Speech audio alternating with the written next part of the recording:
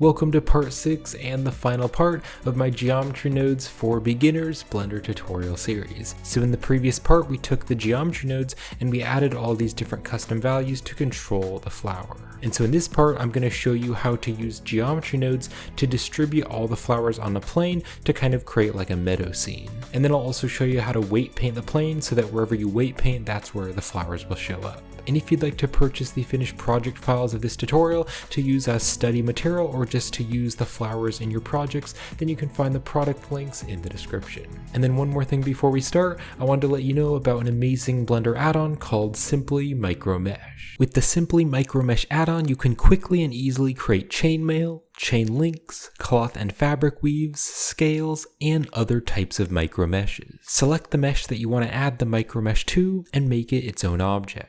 Then enable the micromesh on the object using the add-on. There are many different customizable settings to control, like the size of the micromesh, as well as the rotation and randomize. The add-on also comes with many different micromesh types that you can set up in Blender's asset browser to easily change the type of micromesh. You can find my full add-on review video with the link in the description, and if you purchase the add-on through my affiliate link, you'll be helping to support this channel. Alright, so to instance these flowers on a plane, we actually need to separate all of these into their own objects. So what I'm going to do is redraw them and then we'll separate them. So I'm going to hit the tab key to go back into edit mode, and if I press the T key to open up this side panel, I'll go back to select box. So I'm now just going to click and drag, and I'm just going to box select these ones, and I will delete them, and then just box select these ones here, and just delete those and those. So I'm now going to draw out the flowers, and every time I draw out a flower, I will separate it into its own object.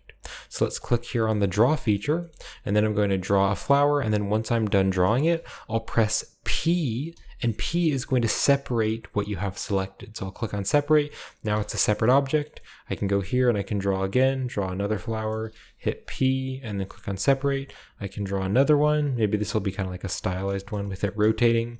We'll hit P, click on separate, make another one, P, and then separate, and then we will draw another one, P and then separate, and then maybe like a really small one, P and separate, and another small one, and we'll hit P and then separate that. So now if we go back to object mode, you can see that these are all their own separate objects because we've been separating them whenever we added a new one. Now another thing that I want to do is set the origin points to the very center of the flowers, because wherever the origin points are, that is where the flowers are going to be instanced on the plane. But right now the origin points are like way over here. So just box select all the flowers, and you can click on object, we'll go to set origin, and we'll do origin to geometry. So this way now you can see the origin point is right there in the center of all the flowers, and I can rotate them and they're going to rotate by the origin. Now I also want the origin point to be way down here because I want them to be instanced from the bottom of them. So I'll go to front view by hitting the 1 on the numpad, and then I'll go to the first one here, and I'll go into edit mode with the tab key, and I'll move it up so that the bottom of the curve is right there where the origin is, and then tab to go back to object mode. Click on this one, go into edit mode, move it up with the G key, go back to object mode, click on this one, go into edit mode, move it up, go back to object mode, and just continue to do that for all of them. So we're just putting the origin point at the very bottom there so that they will actually come out from where the bottom of the stem is.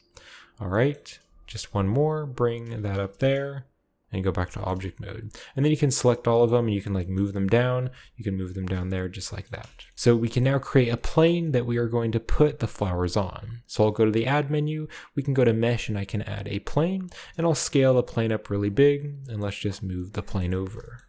And I can also move the plane down. So now let's go here to the materials, and let's just click on new to add a new material, and I can just rename this to like grass. And then here on the base color, I'm just going to make this like a green color, and I'll make it kind of dark just so we have a simple grass material. All right, so we're now going to be instancing these on the plane. So we actually want to add geometry nodes to the plane, and we're going to tell it to instance these objects on the plane. Before we do that though, I want all the flowers to be in their own collection, and then we'll be able to tell all of the collection to be instanced on to the ground. So we're going to box select all of the flowers here, and we'll press M, and M is the shortcut key to move. Let's click on new collection, and then I can just rename this to flowers, and I will click on OK. So here on the outliner, you can see here's the default collection, and then here is the flowers collection with all the flowers objects. So let's click on the plane, and we can now click over here to go to the Geometry Nodes editor, and we can click right up here to add new geometry nodes to the plane. Let me zoom out here. We can click on new, and when we click on new, you can see it automatically adds geometry nodes. And if I click here to rename this, I can just rename this flowers on plane. All right, so let's press the N key to close that side panel. We'll make this smaller. So to put the flowers onto the plane, we first need to add the instance on points, which we've used many times earlier in the series to actually put them on the plane. So I'll go to the add menu, and we will search for the instance on points node, and we will put this here between the group input and the group output. Now you can see that the plane disappears. That's because we need to join up the original geometry back up. So again, just like we did earlier in the tutorial series, we'll go to the add menu. We're going to search for the join geometry node, and we'll stick it here at the very end. And then the original geometry, which is the mesh geometry in the 3D viewport, that needs to go here into the geometry. So now we can see the plane. So we now need to add the data of the flowers collection. So I'll go to the add menu, and this time, instead of searching for an object info, we want to search for a collection info because we want to give it the collection data. Let's drop this here, and then if you click here to select it, we can select the flowers collection. So now this instance can go into the instance on points, and now you can see the flowers are going to be on the plane. Now these flowers are really big, so let's just click here and then drag down, and then I can drag left and right to make it bigger or smaller, and let's make that much smaller. So we'll make them really small, something like that. Now there is a problem here, and that is that all the flowers are being instanced together. So you can see if I move these ones here, it's going to move the other ones. So right now Blender is basically seeing all of these objects as being one object. But instead of them being just one object, I want them to be seen as different objects. So to do this, if we select the plane again, you can see that it's one object because it's kind of all aligned how it is aligned actually in the 3D viewport. So to fix this, we want to click on the separate children and the reset children, and then we're also going to choose the pick instance. So we're going to choose those three. So now you can see that it's choosing a random flower, and it's putting each flower on the vertices there. So wherever the vertices are on the plane.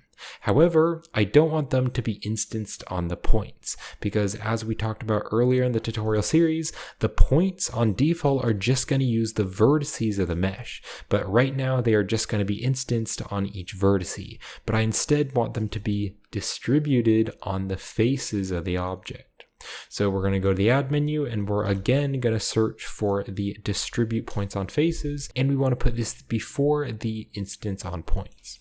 So now you can see that the flowers are randomly going to be distributed on the faces here, and if I turn up the density, there's going to be more of them. Now it's also a bit too big still, so let's take the scale values, and I'll turn that to like a 0.05, so they're even smaller, maybe even like a 0.04. Now if I turn the density way up, you can see there's going to be flowers overlapping each other. So to fix this, we can take the random and we can change it to Poisson disk instead. So this is a different distribution method. And with this method, we have this distance minimum value. And so this is going to force a distance value in between each flower. So I'm first going to turn the density max way up so they're overlapping, but now I can very slowly just turn the density min up, and you can see if the density min is turned to a 0.14, there's going to be at least a value of 0.14 in between each flower. So now you can see the flowers are more evenly distributed and they're not overlapping.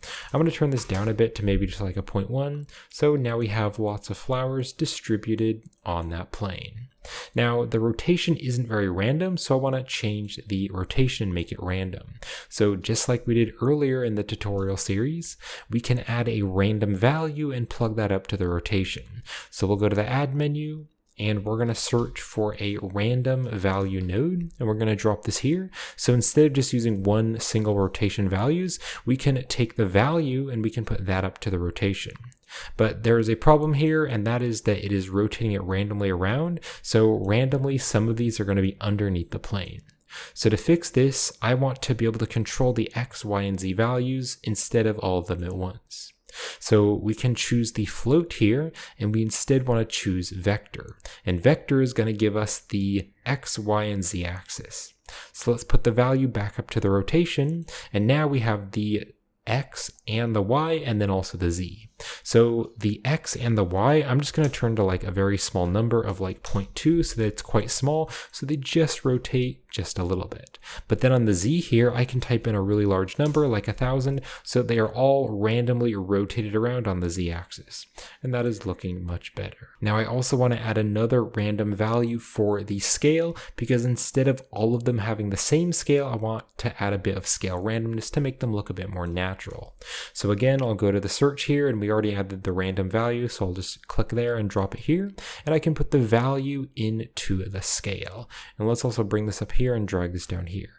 So now with the random scale, there's going to be a minimum value and a maximum value. So on the minimum value, I want to turn this to a really small number, like maybe a 0.01, and then the maximum value is way too big, so let's turn this way down to like a 0.1, and that's still a bit too big, so let's turn it to like a 0.04, actually a 0.04, there we go. And then you can see the minimum value is a bit too small now, so let's turn this up to like a 0.02. That's a bit better. So now all of the flowers are going to be randomly generated between a scale value of 0.02 and 0.04. Now let's say that you want to create a path through the flowers. So to do that, we can actually weight paint on the plane, and then we can actually add the weight paint data into our geometry node setup, and so the flowers will only show up where we've weight painted. Now, in order to weight paint, we need to subdivide the mesh, because the weight painting uses the vertices of the object. So let's hit the tab key to go into edit mode, and I'll select everything. And then you can press Control E. Control E will bring up these settings, and let's click on subdivide. And then after we subdivide this, let me just move myself out of the way. Right next to me on the subdivide here, we can turn up the number of cuts. So I'm going to turn this up pretty high to like a 50, maybe even more. So let's turn this up to like an 80, so it is very detailed. And now I can close this. So why I'm making this detailed again is because the weight painting will be more detailed if there is more geometry. So now let's go here to edit mode, and we can change this to the weight paint. So the weight paint is going to start out as a dark blue, but then as we paint, it's going to get a lighter and lighter blue, and then it's going to turn to green, and then yellow, and then orange and red. And so red is basically going to equal 1, and then blue is basically going to equal 0. So wherever it's red, there's going to be more of the flowers, but then wherever it's blue, there's going to be no flowers. And then in the middle, there will be just a few flowers. Now you can see that when I draw this, it's not actually affecting where the flowers are. So to fix this, we need to open up the side panel here. And so what we want to do is we want to have the weight painting be affecting the density factor. So to actually do this, this is a little bit funky in the geometry nodes, but we want the density factor to actually be going into this extra socket here. So we'll put the density factor into this extra socket. Now when we do that, you can see it right here, but you can also see that there is this little button right here, and this is the input attribute toggle. So we can click on this, and then instead of using one single value, we'll be able to use the weight painting data. So we'll click on this, and now it'll change to using different data in Blender, but if you click on it again, it'll go back to using this number value.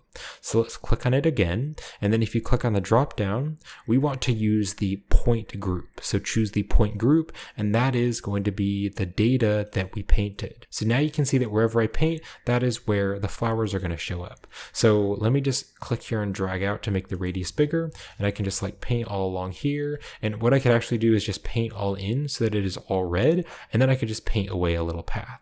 So let me just paint this all in here. And then also I could turn up the density max here to make even more flowers. And also the distance min, if you wanted to, you could turn it down a little bit to like a 0.09, so there's a bit more flowers. So now to have it get rid of the colors is I can click here on the draw, and this is going to add the different brushes. And instead of having the draw, I'm going to change it to subtract. So now if I start to paint, it's going to get rid of the values instead of adding them. And let me make my brush a little bit bigger.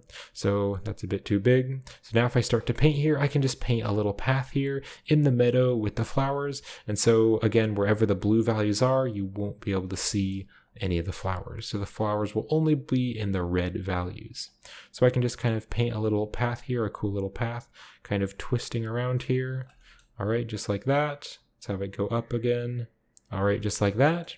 So then you can click on the weight painting and you can change it back to object mode. And let's just go back here to the default layout. So now you can see there's a little path here in the flowers. Now another cool thing you could do to make this look more interesting is you could model some different low poly plants. So these low poly plants here are from my low poly nature tutorial, which I created a little while back. So if you'd like to check out that tutorial, I'll have a link in the description and you can learn how to create low poly nature. So what I did in this Blender file is I added a few low poly rocks that I made and a few low poly mushrooms and also some low poly grass. And I show you how to make these in the tutorial. And then what I did is I joined them into the collection with the flowers. So this way we can create a really cool nature scene, kind of a low poly stylized nature scene. And if you do purchase the finished tutorial files, then you'll also get this scene here with these nature assets. So with that finished, this is going to wrap up my Geometry Nodes for Beginners Blender tutorial series. So thank you so much for watching the tutorial series, and I hope it gave you a good understanding of the basics of Geometry Nodes. Now, if you'd like to learn more about Geometry Nodes, then I have a Geometry Nodes tutorial playlist that you can check out, where I have many different tutorials, like how to create some Geometry Node Christmas lights, also how to create a Geometry Nodes brick wall, and some Geometry Nodes ivy and vines, and many more Geometry Node tutorials. You can also purchase the finished tutorial files of this tutorial to use as study material and to check out how I made everything, or also just to use the 3D models in your project.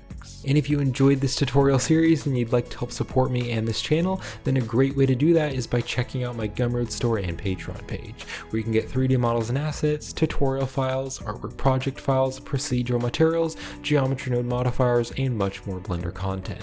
And if you'd like to just get a one-time purchase, then my Gumroad store is a great way to do that, or if you'd like to help support the channel monthly, then checking out my Patreon page is a great way to support the channel monthly. But I hope you enjoyed this tutorial series and I hope you found it helpful, and thank you for watching.